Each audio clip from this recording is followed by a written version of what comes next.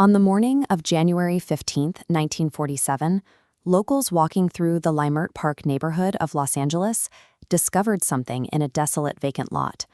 The victim's remains were subjected to a highly theatrical display. The body was cleanly bisected at the waist, completely drained of blood, and deliberately posed. The coroner performed the autopsy. The official findings clarified the actual cause of death.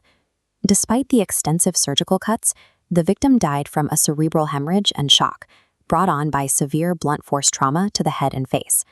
By bisecting the body and leaving it in a highly visible public space, the killer ensured the homicide would be treated as a public spectacle rather than a standard investigation. Within days, the LAPD and the FBI matched the victim's fingerprints to an old minor arrest record.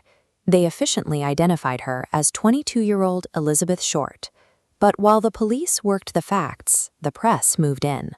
Reporters from the Los Angeles Examiner phoned Short's mother in Boston.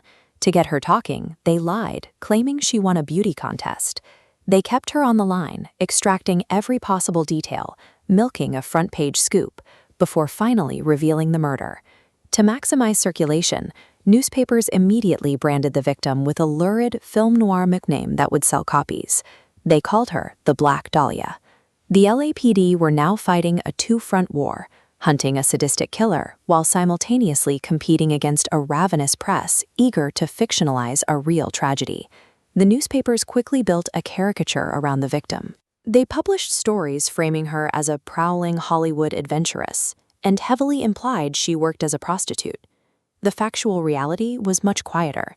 Short was a transient waitress with 0 acting credits. Her life had been deeply fractured by World War II, when an Army pilot she intended to marry was killed in a crash. The killer noticed the media frenzy and actively fed it. A suspicious package containing Short's personal belongings was mailed directly to the Los Angeles Examiner instead of the police. The envelope contained her birth certificate, photographs, and an address book.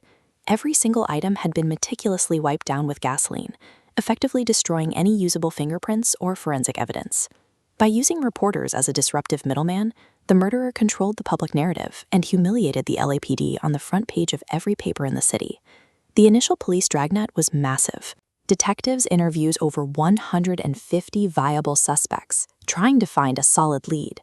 To filter out the inevitable crackpots, the LAPD utilized a standard investigative tactic.